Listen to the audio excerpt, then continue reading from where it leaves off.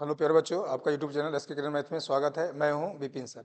आज हम लोग पढ़ेंगे वास्तविक संख्या। और वास्तविक संख्या से बहुत सारा सवाल पूछा जाता है, ऑब्जेक्टिव भी। ये जो है क्लास 10th के लिए इंपॉर्टेंट चैप्टर है। तो आज जो है इसका थ्योरी कंप्लीट कर देंगे और कल चलेगा इसका सवाल। तो देखते हैं। वास्तविक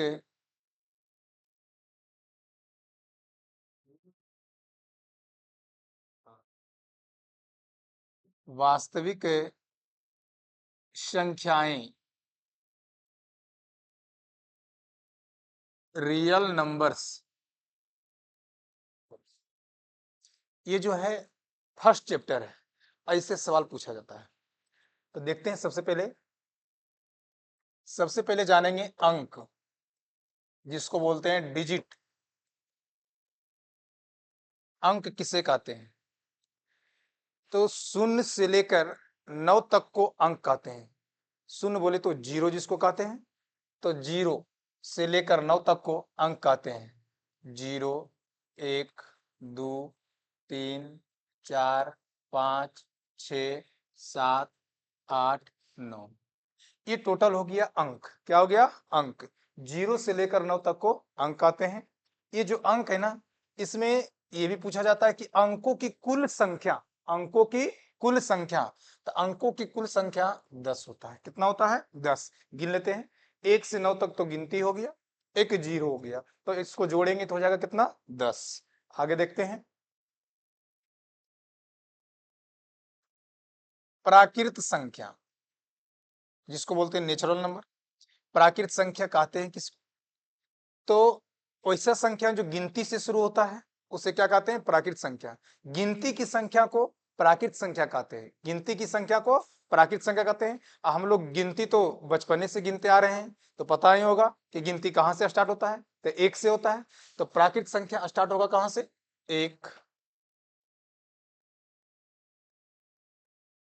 दो, तीन, चार, पाँच, छ, नौ, नौ, नौ। ये जो है प्राकृत संख्या हो गया। गिनती की संख्या को प्राकृत संख्या कहते हैं। और यह स्टार्ट हुआ गिनती कहां से? एक से। तो एक, दो, तीन, चार, पांच, छह, डॉट डॉट आगे हो गया। अब अगला है पूर्ण संख्या। पूर्ण संख्या किसको बोलेंगे? तो जो गिनती की संख्या है ना, गिनती की संख्या में शून्य को मिला दिया जाता है तो उससे बनी संख्या को पूर्ण संख्या कहते हैं। क्या कहते हैं? पूर्ण संख्या। देखते हैं। तो गिनती कहां से था? एक, दो, तीन, चार, पाँच, छ, सात, डॉट डॉट डॉट। तो इसके आगे क्या लगा देंगे? जीरो। क्या लगा देंगे? जीरो यानी शून्य। तो ये बन गया क्या? पूर्ण संख्या। क्या बन गया? पूर्ण संख्या। तो ये समझ में आ गया होगा। क्योंकि इस पर ध्यान देना है, ऑब्जेक्टिव इससे पूछेगा, ऑब्जेक्टिव पूछा जाता है इससे, इसलिए इस पर ध्यान देना है कि अंक किसे कहते हैं। तो जीरो से लेकर 9 तक को अंक कहते हैं। और अंकों की कुल संख्या कितनी होती है? 10। प्राकृत संख्या किसे कहते हैं? तो गिनती की संख्या को प्राकृत संख्या कहते हैं। गिनती की संख्या को प्राकृत संख्या कहते हैं। और गिनती की संख्या में शून्य को मिला दिया जाता है तो बन जाता है कौन संख्या? पूर्ण संख्या। क्या बन जाता है? पूर्ण संख्या। आगे देखते हैं। अगला है सम संख्या। सम संख्या, सम संख्या किसको बोलते हैं? तो वैसा संख्या जो दो से पूर्णता विभाजित होता है, मतलब पूरा पूरा भाग लग जाए दो से, तो उसे क्या बोलेंगे? सम संख्या। तो जैसे में देखना है, दो, चार, छ, आठ, 10, नौ, नौ, नौ। ये सब जितना जो है ना, ये सब जितना है सब हो गया सम संख्या। काहे कि जितने भी हम लिखे हैं सभी में दो से पूरा पूरा भाग लग जाएगा। तो जिसमें दो से पूर्णता भाग लग जाए, मतलब पूरा पूरा भाग लग जाए, तो उसको बोलेंगे सम संख्या। क्या बोलेंगे? सम संख्या। अगला देखते हैं विषम संख्या। विषम संख्या, हाँ, विषम संख्या किसको बोलेंगे?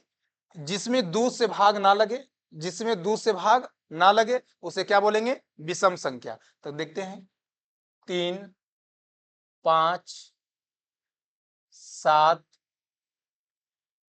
नौ, 11, ये हो गया विषम संख्या। कभी कभी इसमें कंफ्यूज कर जाता है। नौ, तीन तिया नौ, ये दो से इसमें भाग नहीं लग रहा है, बल्कि कितना से लग रहा है? तीन से। तो ये क्या? ये नहीं होगा। ये ये हो जाएगा क्या, विषम संख्या, ये सम संख्या नहीं होगा, इसमें ध्यान रखना है। अगला देखते हैं,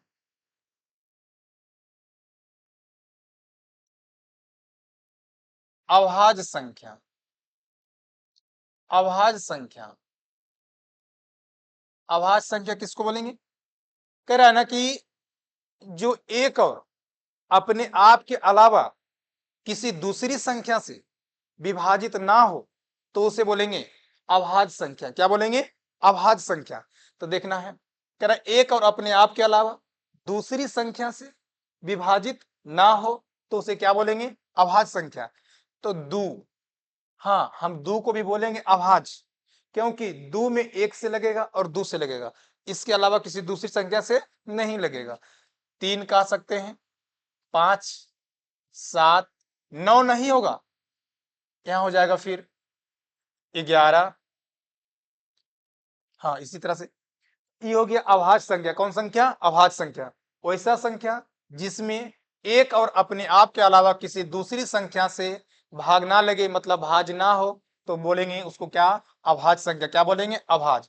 और ये जो है ना, दू पूछता है कि सम अभाज्य, सम अभाज्य, तो सम अभाज्य में क्या आ जाएगा? दू। क्या आ जाएगा? दू। सम अभाज्य में क्या होगा? दू।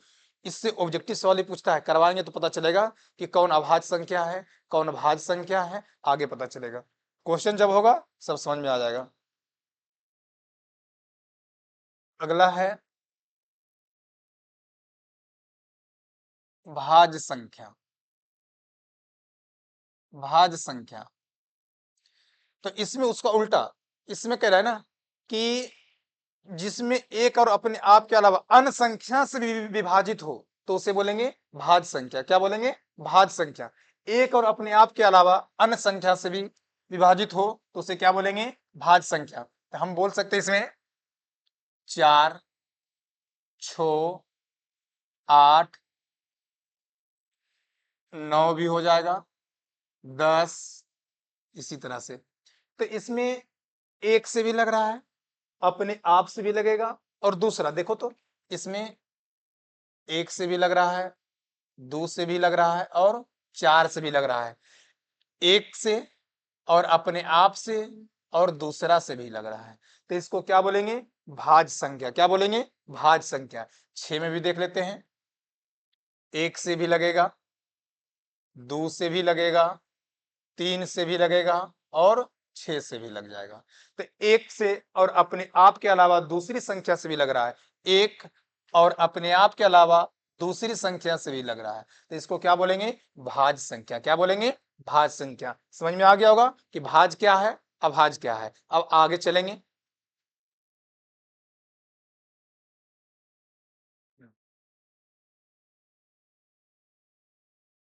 परिमेय संख्या। परिमेय संख्या, परिमेय संख्या क्या है देखते हैं। इससे ज्यादा सवाल पूछा जाता है। परिमेय संख्या ऑब्जेक्टिव में फिक्स रहेगा, ऐसा सवाल पूछेगा कि कौन परिमेय संख्या है, कौन अपरिमेय संख्या है। तो देखते हैं, तो परिमेय संख्या किसको बोलेंगे? वैसा संख्या जो p बटे q के रूप में हो, p बटे q के रूप में हो। हाँ, वैसी संख्या या जो संख्या p बटे q के रूप में हो, q के रूप में हो, q not equal to 0, q का मान 0 नहीं होना चाहिए, तथा पी और क्यू, पी और क्यू पूर्णांक संख्या, पूर्णांक संख्या, तो उसे क्या बोलेंगे? परिमेय संख्या। क्या बोलेंगे? परिमेय संख्या। जैसे में देखते हैं, 0, 1, 2, 3, 4/3, 5/2, -1, -2, -3, -4, ये सब हो गया क्या? परिमेय संख्या। क्या हो गया? परिमेय संख्या। अब हाँ, हम इसमें अगर लिखे देंगे 2/0, क्या ये परिमेय संख्या होगा? क्या ये परिमेय संख्या होगा? नहीं, क्यों नहीं होगा? क्योंकि यहाँ कहा गया कि जो संख्या p बटे q के रूप में हो और q नॉट इक्वल टू 0, मतलब q का मान जो है 0 नहीं होना चाहिए, 0 नहीं होना चाहिए। अगर 0 देखो तो यहाँ क्या है, 0 में है, यहाँ q का मान क्या है, 0 में, तो ये परिमेय होगा? नहीं होगा। क्या 2/3 को परिमेय बोलेंगे? हाँ बोलेंगे। काहे कि इसमें q का मान 0 नहीं है। क्या है, 0 नहीं है, q का मान 0 नहीं है, तो क्या हो जाएगा, परिमेय संख्या। और एक बात और ध्यान रखना है कि p बटे q के रूप में तो होगा, लेकिन परिमेय संख्या हमेशा मानक रूप में होता है, अर्थात कह सकते हैं कि छोटा से छोटा रूप में होगा, छोटा से छोटा रूप में होगा। परिमेय संख्या जो होगा छोटा से छोटा रूप में होगा। आगे देखते हैं, यहां तक समझ में आ गया होगा, आगे देखते हैं। अगला है अपरिमेय संख्या। अपरिमेय संख्या, अपरिमेय संख्या, अपरिमेय संख्या कहेंगे किसको?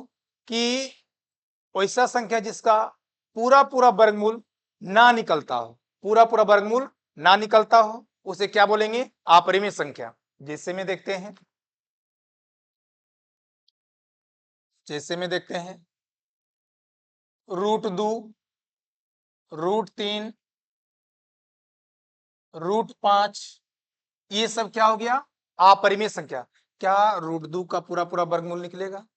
√3 का निकलेगा? नहीं निकलेगा। 5 का निकलेगा? नहीं निकलेगा। अच्छा एक सवाल देते हैं, क्या हम √4 को अपरिमेय संख्या कह सकते हैं? √4 को अपरिमेय संख्या कह सकते हैं? तो जवाब इसका होगा नहीं। क्यों नहीं? क्योंकि √4 का वर्गमूल निकालेंगे तो कितना हो जाएगा, 2। हम पहले बताएं कि वैसा संख्या जिसका पूरा पूरा वर्गमूल ना निकलता हो उसे क्या बोलेंगे, अपरिमेय संख्या। क्या बोलेंगे, अपरिमेय संख्या। तो √4 क्या हो जाएगा, अपरिमेय नहीं होगा, तो क्या हो जाएगा, परिमेय हो जाएगा। क्या हो जाएगा, परिमेय हो जाएगा। क्या हो जाएगा, परिमेय। हाँ, इसमें देखना है कि अगर हम लिखते हैं 2 का स्क्वायर तो कितना हो जाएगा, 4। 2 का स्क्वायर कितना हो जाएगा, 4। और जब स्क्वायर को हटाते हैं ना तो रूट में आ जाएगा, तो 2 बराबर √4, 2 बराबर √4। अच्छा एक मान हम बता रहे हैं जो सबसे ज्यादा इंपॉर्टेंट है, कि जो रूट है ना, रूट, ये जो रूट है, नहीं लिखा रहा है, नहीं लिखा,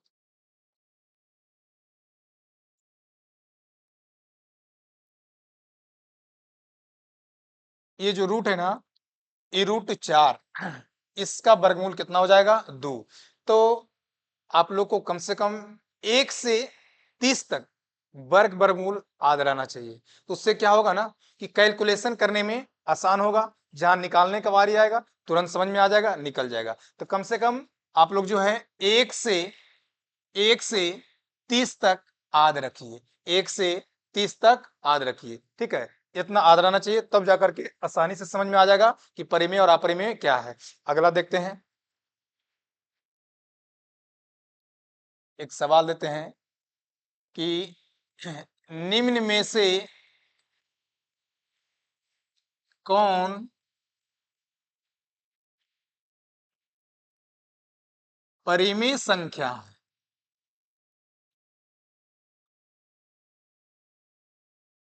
ऑप्शन ए में है √16, ऑप्शन बी में है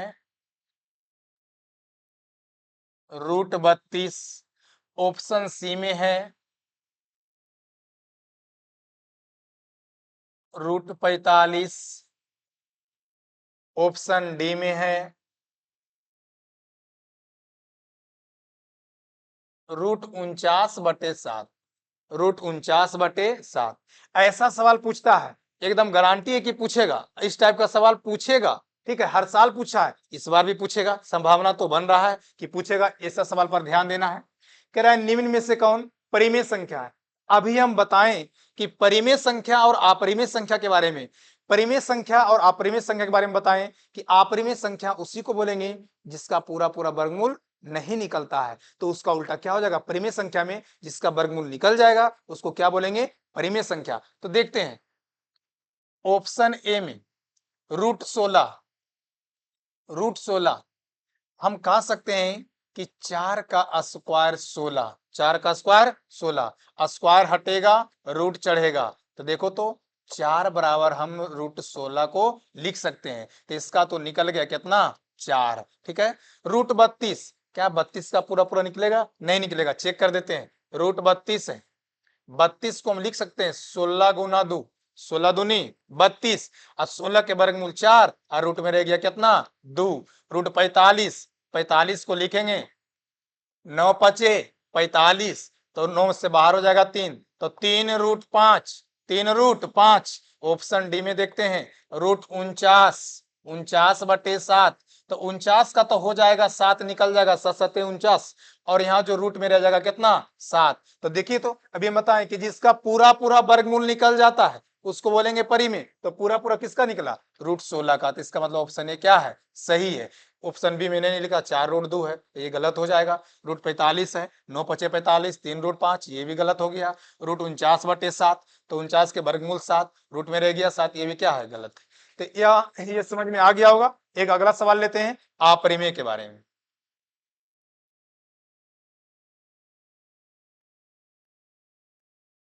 निम्न में से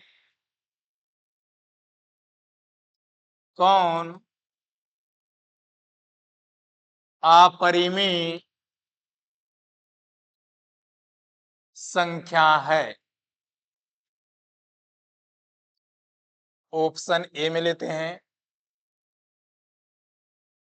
√49, ऑप्शन बी में लेते हैं √49/81,